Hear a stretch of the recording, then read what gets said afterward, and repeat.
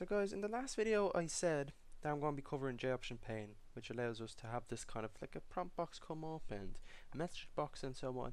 I'm going to do that today. I'm going to do a quick video. I might release another video actually explaining all the ints and so on, so there might be 2 videos in a day, which is quite nice. So yeah, let's get really started. Okay, so with JOptionPane we actually have to import it too, so it is another class from a package.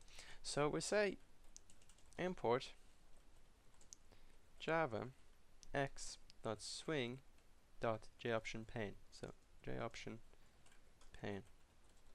Okay. Again, this video might get a bit longer because JOptionPane, there's a few little things that you need to learn. It's a bit different to the scanner, a little bit different, and usually for people that only started the program and actually started only using JOptionPane, you might sometimes get spelling mistakes because there's a lot of lowercase and capitals and whatever else. So yeah, so let's get started. So for example, I have actually the old example from the last video, so I maybe should remove that. I'll keep it. Yeah, I actually kind of have to remove it in a way, don't I? Anyway, so for example, I want to say, let's see, what do I want to say?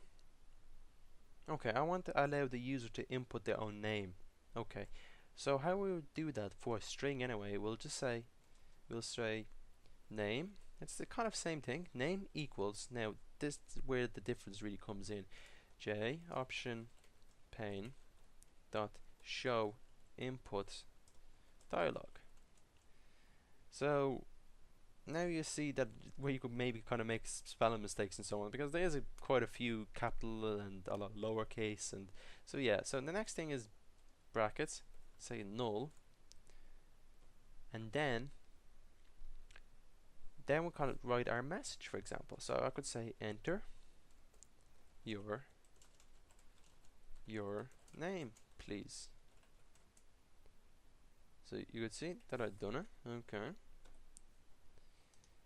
So now, if I, for example, run this, actually I might have a little issue. I'm just going to see, because JOptionPane is kind of external.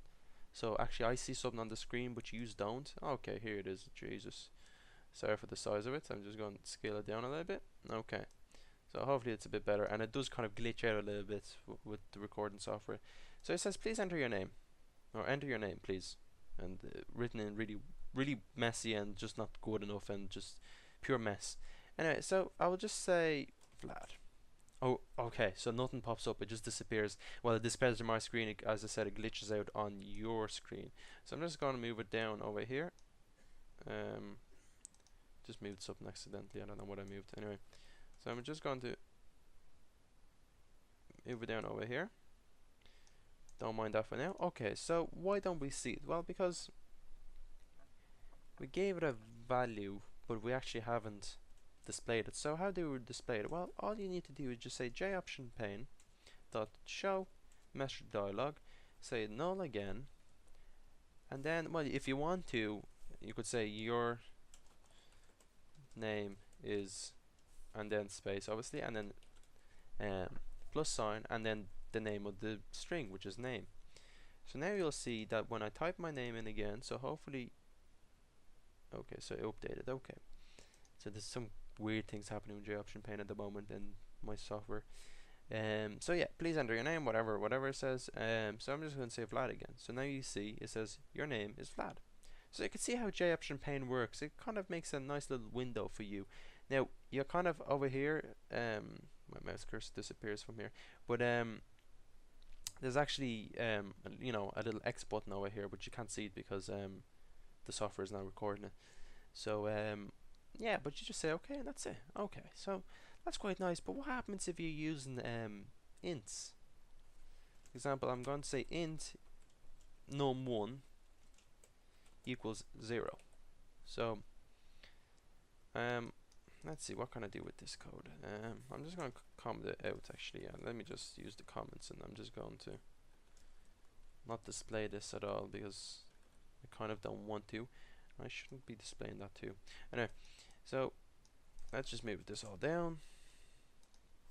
So now I want to, for example, allow the user to input their own integer. So how I do that, I say num1 equals, so it's the same thing as with the string, but there's one major difference now. I don't start with JOptionPane. JOptionPane only accepts strings pretty much, so that's all it only accepts.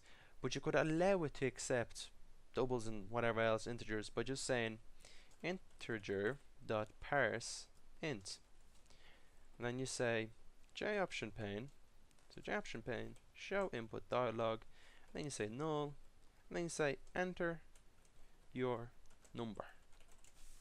Okay, so that's the only really major difference in when you dealing with integers or doubles, that you have to parse basically the thing. If you don't, it just won't work. Your compiler won't compile the code. So now let's display it. I shouldn't have removed it, but anyway, so let's say, yeah, I'm just going to write it again. Okay, so I'm going to say JOptionPane.showMessageDialog, and I'm going to say num1.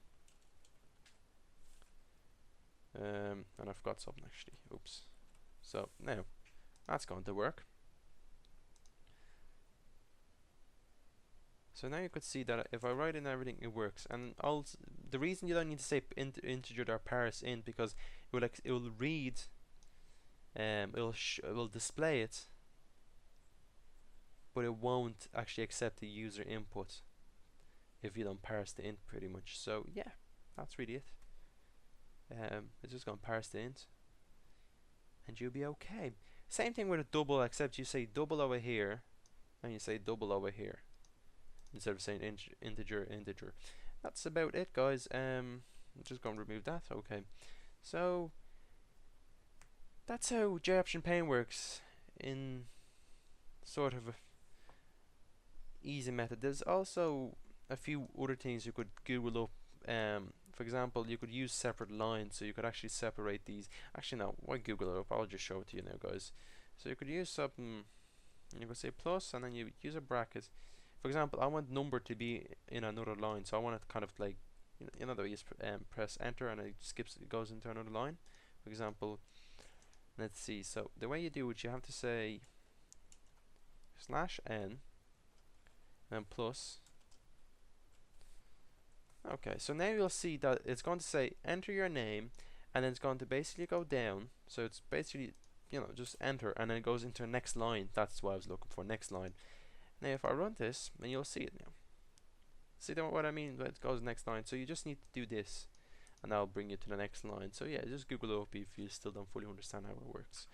So yeah, guys, thanks for watching. I'll see you in the next one. In the next video, I'm actually going to cover, I'm going to go move back to scanner, and I'm just going to do other data types instead of using strings, and see how they work, because I covered integers already over here and they have to parse them. I covered the strings, I covered the double, except I didn't type it out, I just explained it. So yeah, guys, see you in the next one. Again, really long video, but nothing I really could do about it, or else I would have to rush. See you in the next one.